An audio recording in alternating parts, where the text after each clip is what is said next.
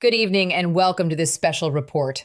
The date is Friday, March 27th, 2026, and the global security architecture built by the United States over the last 80 years is currently collapsing in real time. We have breaking, unprecedented news regarding the escalating war against Iran, and the details coming out of the Pentagon and the Middle East are staggering. The United States military has essentially abandoned its physical footprint in the Persian Gulf. All hell is breaking loose across the region, and the command structures that were supposed to project American power are completely disintegrating. Let me be absolutely clear about what we are learning tonight. American troops have abandoned basically all of their primary military bases across the Middle East. They have evacuated heavily fortified, multi-billion-dollar installations, and they are now attempting to manage a massive regional war while working remotely from commercial hotels. And I want to repeat that because it defies everything we understand about modern American military doctrine. Our soldiers, commanders, and logistics personnel have fled their bases and are hiding in civilian hotels and temporary office spaces scattered across the Gulf. They are doing this because the physical bases themselves are no longer safe. They have become death traps. The Iranian military, backed heavily by Russian intelligence and Russian hardware, has spent the last month systematically dismantling American infrastructure in the region. The New York Times is now confirming the absolute devastation. At least 17 major United States military sites have been hit in the last few weeks alone. The financial toll is already pushing past $800 million in structural damage, but the human and strategic toll is immeasurable. The bases are gutted. We are looking at satellite imagery of collapsed roofs, completely smashed radar arrays, and obliterated runways. Much of the land-based military is now fighting this war remotely, sitting in hotel rooms with encrypted laptops, with the only exception being the fighter pilots and maintenance crews who have to physically touch the warplanes to conduct strike missions. This situation is so dire that military commanders in the region are actively leaking this information to the press. They are intentionally bypassing the White House because they want the American public to understand the sheer disaster this war has become. They have been thrown under the bus by the Trump administration, left exposed to a relentless barrage of precision strikes. And to make matters worse, the Islamic Revolutionary Guard Corps in Iran knows exactly what the Americans are doing. The Iranian military is now actively utilizing its vast spy network across the Gulf states to hunt down the specific hotels where American troops are sheltering. The Revolutionary Guard has put out public calls urging locals to report the new temporary locations of dispersed American personnel. To understand the scale of this humiliation, we have to look at the map and see exactly what has been destroyed. Let us start in Kuwait, which borders Iran and has absorbed some of the most catastrophic damage. The facilities there are all but uninhabitable. At Port Shuay, an Iranian strike completely destroyed an American Army Tactical Operations Center, killing 6 United States service members.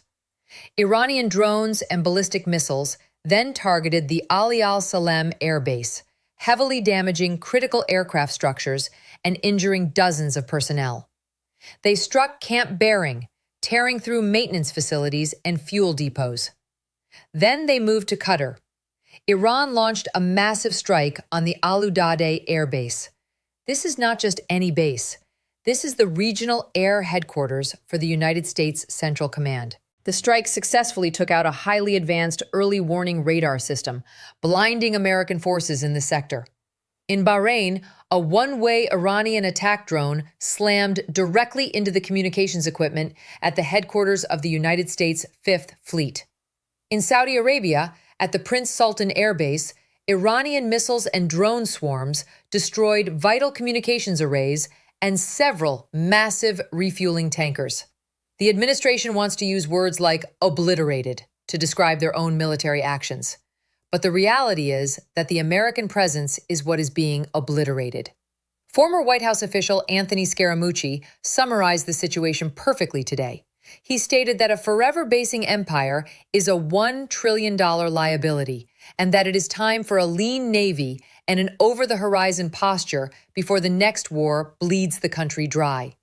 But we do not have to wait for the next war to bleed us dry, because it is happening right now, today, in 2026. The most disturbing aspect of this entire collapse is how the Iranians are achieving such deadly accuracy. They are not doing this alone. Russia has fully entered this war on the side of Iran, and they are not even trying to hide it anymore.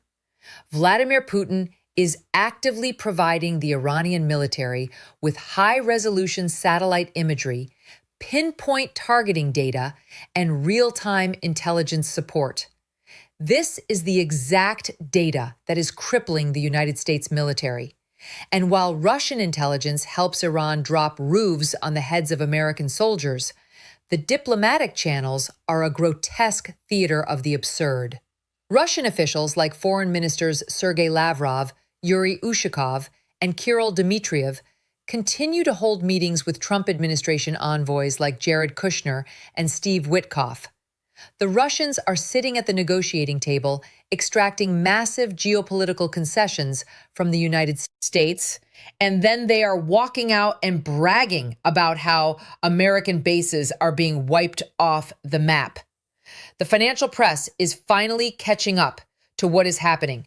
The Financial Times has published a massive exposé, citing officials briefed on the matter, detailing how Russia is sending phased shipments of drones, heavy weaponry, advanced medicine, and food directly to Iran. These deliveries began in early March and are flowing continuously right now. The route they are using is critical to understand. They are not flying these weapons over hostile airspace. They are using the Caspian Sea. If you look at the geography, the Caspian Sea sits directly between the southern border of Russia and the northern border of Iran. It is a completely insulated, protected maritime corridor. Over the last 24 hours, the Israeli military actually launched strikes against ships in the Caspian Sea and hit the Bandar Anzali port, targeting command and control hubs, warships, and shipyard infrastructure specifically used by this Russo-Iranian trade network. And for anyone wondering why Russia is sending drones to Iran when Iran originally invented the Shahed drone, you have to understand the modern military-industrial complex. Russia has completely onshored the production of Shahed drones during their ongoing war in Ukraine. They operate massive factories on Russian soil that produce these weapons on a staggering industrial scale, much like foreign car manufacturers operating plants in the United States. So when American or Israeli forces manage to bomb a drone factory inside Iran, it does not matter. The Russians simply load up cargo ships in the Caspian Sea and replenish the Iranian stockpiles within days. Furthermore, Iran does not keep these weapons sitting out in the open. They have built massive, sprawling underground facilities that resemble subterranean shopping malls. These reinforced bunkers house their ballistic missiles and the endless supply of Russian-built Shahed drones, completely safe from American airstrikes. The nature of warfare has fundamentally changed, and the United States has completely failed to adapt. We are relying on outdated, incredibly expensive Patriot and THAAD missile defense systems, which the administration has aggressively pushed onto Middle Eastern allies. But these legacy systems are entirely useless against what we are seeing in 2026. Wars are now fought with drone swarms. China has spent the entire week mocking the United States, broadcasting highly produced military propaganda videos, showing off their perfected drone swarm capabilities and dedicated drone interceptors. They are showing the world that they are ready for the battle of the future. While the American military is stuck in the past, taking heavy casualties from cheap, mass-produced flying bombs, the only nation that truly understands how to fight this new kind of war is Ukraine. President Vladimir Zelensky and the Ukrainian military have spent years fighting off these exact same Russian drone tactics. Against all odds, they have developed proprietary, incredibly advanced drone interceptor technology. They are literally using specialized drones to hunt and kill incoming attack drones in midair. They have engineered complex netting systems and have the intellectual and tactical knowledge to operate radar arrays against Shahed swarms better than any military on the planet. And yet the Trump administration continues to alienate them. President Zelensky recently revealed a shocking piece of intelligence. He stated that Russia explicitly attempted to blackmail the United States. The Kremlin offered to stop sharing military targeting intelligence with Iran, but only if Washington completely cut off all intelligence sharing and military support to Ukraine. Zelensky confirmed that Ukrainian intelligence services have hard evidence of this Russian blackmail operation. Instead of standing up to this extortion, the current administration continues to operate as a subordinate to Moscow. The president continues to publicly blame Zelensky for the war in Ukraine, refusing to hold Vladimir Putin accountable. The administration has completely removed economic sanctions on Russian oil, allowing Moscow to generate billions of dollars to revive its teetering economy and fund the very weapons that are killing American soldiers in Kuwait. The American surrender to Russian interests extends far beyond the Middle East. It is playing out right now in the heart of Europe. The White House has officially dispatched Vice President J.D. Vance to Hungary. He will arrive there on April 7th and 8th. The sole purpose of this diplomatic trip is to prop up Viktor Orban, the right-wing authoritarian leader of Hungary, who operates as Vladimir Putin's most loyal proxy inside the European Union. Hungary is holding a massive election just days later on April 12th. The stakes could not be higher. Current polling shows the pro-democracy, pro-European Union party, known as the TISA party, absolutely crushing Orban's ruling Fidesz party. Among decided voters, the pro-democracy coalition has widened its lead to a staggering 23 points. The Hungarian people are desperate to throw off Russian influence, but Orban is preparing to steal the election, and the American vice president is flying in to help him do it. International observers are warning that if Orban blatantly rigs this vote, it will trigger an uprising that makes the Euromaidan revolution look minor. We are talking about a potential civil conflict inside an active European Union and NATO member state, all facilitated by an American administration that prefers authoritarian puppets over democratic allies. While the world burns, the communications coming out of the White House have devolved into absolute madness.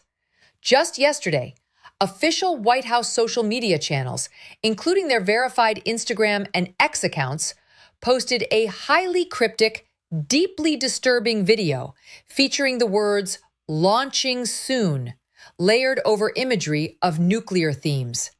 In the middle of a hot war with Iran and soaring tensions with Russia and China, the administration is posting teasers that look like nuclear launch threats. The incompetence is so staggering that even RT, the official Russian state propaganda network, openly mocked the American president. The Russian broadcast literally aired the clip and asked what on earth the American government was doing. It is a terrifying question. We have an administration running the country into the ground, abandoning military bases and posting cryptic nuclear threats on social media for engagement. The diplomatic isolation of the United States reached a new, shameful low at the United Nations General Assembly yesterday. The international body brought forward a resolution to officially recognize and adopt the historical position that the enslavement of Africans constitutes the gravest crime against humanity. It was a straightforward moral declaration. 123 nations voted in favor of the resolution. Only 3 countries on the entire planet voted against it. Those 3 countries were Argentina, Israel, and the United States of America. The United States officially went on the record at the UN to vote against condemning the historical enslavement of Africans as a crime against humanity. It is a profound moral failure that further alienates America from the global South and the entire international community. And that alienation is violently boiling over in Iraq. For months, the American military base in Erbil, along with the United States Embassy, has been under constant, relentless attack by local militias. In response, American forces have been launching heavy airstrikes against Shiite militia groups across the country. But here is the critical, disastrous context. These Shiite militias are not rogue operators. They are deeply linked to the official Iraqi government and are formally integrated into the Iraqi armed forces. The entire country is a fragile tapestry of sectarian alliances, and the American strikes are tearing it apart. The United States recently launched an operation that killed 7 official Iraqi soldiers and wounded 13 others at a military medical clinic. On a separate day, American forces killed 15 members of the Popular Mobilization Forces, including their highly influential commander, Saad al-Bali. According to official figures from the Iraqi government, American actions have now killed 80 domestic security personnel and wounded over 150. With several of these strikes occurring during an established ceasefire window, the retaliation has been massive. The Islamic resistance in Iraq has now officially authorized multiple combat operations against all remaining American bases in the region. Over the last 24 hours, they have launched dozens of coordinated drone swarms, completely overwhelming American defenses. We are watching real-time footage of Iraqi state-sanctioned militias openly firing on American positions. The situation is completely out of control.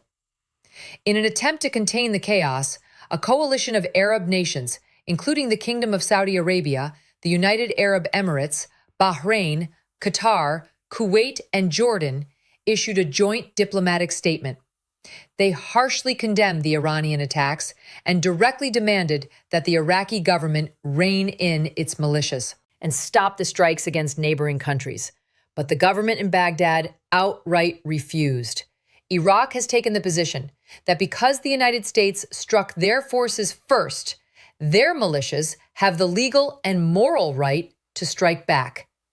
We are now looking at a scenario where Iraq and Iran are essentially aligning militarily against the American-backed Gulf states. It is a recipe for a total regional war. And right in the middle of this chaos, the Pentagon is actively moving forward with plans for a massive ground invasion of Kar Island. This island sits in the northern Persian Gulf and is the absolute beating heart of the Iranian oil export economy. Military analysts and strategists are screaming from the rooftops that an amphibious assault on Kar Island will be a bloodbath. It is heavily fortified, and any ground invasion will almost certainly result in mass casualties and a slaughter of American troops.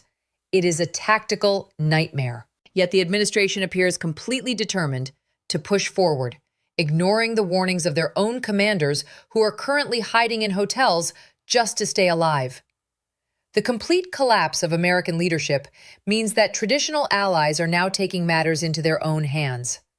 Yesterday, the French government held a highly classified video conference with its top military chiefs. The agenda was to figure out how France can build its own independent maritime alliance to secure the Strait of Hormuz, completely excluding the United States. Nobody in Europe, nobody in the Middle East, and nobody in Asia views Washington as a reliable partner anymore. And it is not just incompetence, it is outright cruelty. In Africa, the administration is using human lives as a geopolitical bargaining chip. The United States government is currently negotiating a deal that explicitly ties vital health funding to the extraction of critical minerals in Zambia. The administration is threatening to withhold life-saving HIV treatment for over 1 million Zambian citizens unless the Zambian government hands over exclusive rights to their mineral wealth. They are literally making the survival of 1 million people conditional on corporate mining access. It is an extortion racket on a catastrophic scale. Meanwhile, the economic shockwaves of this war are tearing through the global supply chain. The closure of the Strait of Hormuz has triggered an energy crisis that is paralyzing entire nations. In Australia, the situation is critical. More than 500 service stations across the country's 2 largest states have completely run out of gasoline and diesel. In New South Wales alone, over 13% of all fuel stations are empty, bringing commercial trucking and logistics to a grinding halt. In Asia, the island of Taiwan is officially running out of its liquefied natural gas reserves, facing imminent massive power blackouts across their industrial and civilian sectors. Everywhere you look, the current administration is causing pain, suffering, and chaos. We have voluntarily removed the THAAD and Patriot missile defense systems from South Korea, leaving them exposed to the north. We have pulled critical troop deployments out of Japan. It is the largest, most comprehensive betrayal of American allies in modern history. The United States is projecting the weakest geopolitical posture it has ever held since the Second World War. The international community is not laughing at us anymore. They are horrified. They are watching a superpower dismantle itself from the inside, abandoning its troops, betraying its allies, and threatening the stability of the entire globe. We will continue to track the troop movements, the impending invasion of Carr Island, and the economic fallout as this crisis deepens.